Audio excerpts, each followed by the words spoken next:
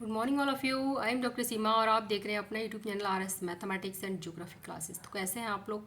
आशा करते हैं कि बहुत ही अच्छे होंगे और बेहतरीन तरीके से हर पल अपने लक्ष्य की ओर अग्रसर हो रहे होंगे। तो चलिए शुरू करते हैं आज की क्लास। और आज की क्लास में हम देखने वाले हैं भूगोल से संबंधित संकल्पनाएं एवं सिद्धांत और उनके प्रतिपादक। यहाँ से अक्सर प्रश्न पूछा ही जाता है, TGT PGT या फिर नेट एग्ज़ाम हो, HPSC हो या फिर UPHESC हो। तो चलिए शुरू करते हैं। सबसे पहला है यहाँ पर न्यूनतम आवश्यकता उपागम। ये दिया है उलमैन एवं डेसी ने। जनसंख्या संसाधन प्रदेश एकरमैन ने। अपवादवाद इमैनुअल कांट। अमलैंड की बात करें आंद्रे एलेक्स। प्रत्यक्षवाद की बात करें तो काम्टे महोदय। चिंतन फलक की बात करें TS कोहन। और वहीं पर व्यवहारवाद विलियम किर्क महोदय। मोस्ट इम्पॉर्टेंट निम्नलिखित पड़ोसी विधि क्लार्क एवं इवांस। वहीं पर मेगालोपोलिस, ये भी मोस्ट इम्पोर्टेंट है, जीन गॉटमैन का। अनुकूलतम जनसंख्या सिद्धांत एडविन कैनन। नेक्स्ट है अंतरक्रिया मॉडल HC कैरी। नवीन नगर की संकल्पना PA क्राम्बी।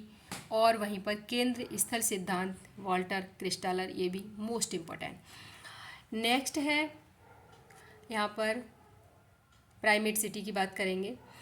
यह है प्रधान नगर का नियम, यानी कि मार्क जेफरसन महोदय का है ये। वहीं पर कोटि आकार का नियम है, वो है GK जिफ का। न्यूनतम प्रयास सिद्धांत की बात करें तो ये भी GK जिफ महोदय का ही है। गतिशीलता संक्रमण सिद्धांत है विल्बर जेलेंस्की का। पारिस्थितिक तंत्र की बात करें तो AG टांसले, मोस्ट इंपॉर्टेंट। प्रवास कटिबंध सिद्धांत की बात करें ग्रिफ्थ टेलर। नवनियतिवाद की बात करें तो ये भी ग्रिफ्थ टेलर। नवनियतिवाद को स्टॉप एंड गो डिटर्मिनिज्म भी कहा जाता है। और वहीं पर प्राकृतिक चयन या वर्ण का सिद्धांत है, ये है CR डार्विन महोदय का। वहीं पर सामाजिक केशिकत्व सिद्धांत की बात करें तो असैनी ड्यूमा। और भू आकृतिक चक्र यानी कि अपार्दन चक्र की बात करें तो डेविस महोदय। और उसके साथ ही कृषि अवस्थिति सिद्धांत वान थ्यूनेन, ये भी मोस्ट इम्पॉर्टेंट है। और नेक्स्ट हम बात करें तो है मानववाद, मोस्ट इम्पॉर्टेंट। यह है यू फ्यू त्वान का। क्रांति के यथार्थवाद टिपिनन का है। जनांग की संक्रमण सिद्धांत है FW नोटेस्टीन का। समावेशी पदानुक्रम सिद्धांत AK फिल्ब्रिक। और वहीं पर मानव प्रदेश HJ फ्लीवर। सकेंद्रीय वाला सिद्धांत EW वर्गेस, ये भी मोस्ट इम्पॉर्टेंट है। मानव पारिस्थितिकी HH बेरोज, मोस्ट इम्पॉर्टेंट, जो कि कई बार आ चुका है एग्जाम में।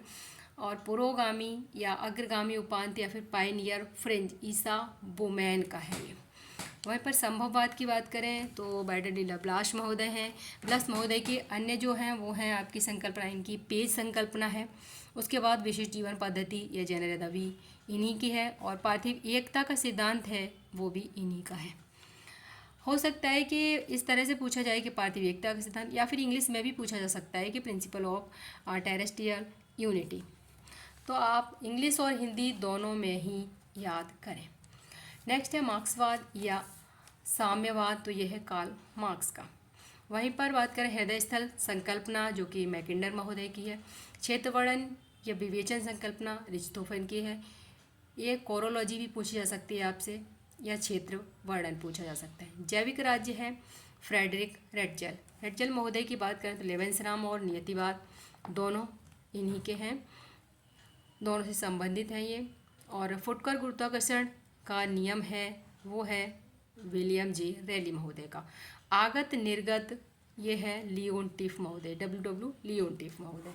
वहीं पर अगर औद्योगिक अवस्थिति की बात करें तो वेबर का है। और वहीं पर भूदृश्य की संकल्पना है वो कार्लो सावर। मध्यवर्ती अवसर की बात करें S स्टोफर। नेक्स्ट अगर हम देखें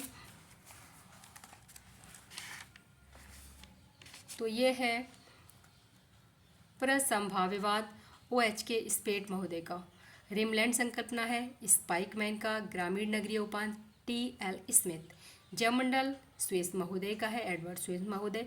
एक रूपतावाद की बात करें तो जेम्स हटन का है।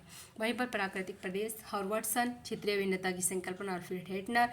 और स्थानिक विसरण या फिर नवाचार विसरण कहें इसे तो ये है T हैंगर स्ट्रैंड का। और वहीं पर स्थानिक अंतरक्रिया सिद्धांत है, ये भी टी हैगर स्टैंड का ही है। बहुनाविक सिद्धांत की बात करें तो हैरिस और उलमैन आते हैं। त्रिज्या खंड सिद्धांत होमर होयट हैं। और उपवन नगर संकल्पना है एवेंजर होबार्ड का। अधिवास अधिभोग सिद्धांत यानी कि सीक्वेंस ऑक्यूपेंस, ये है आपका डी हिट लसी महोदय का। मोस्ट इम्पॉर्टेंट, कई बार एग्जाम में पूछा जा चुका है।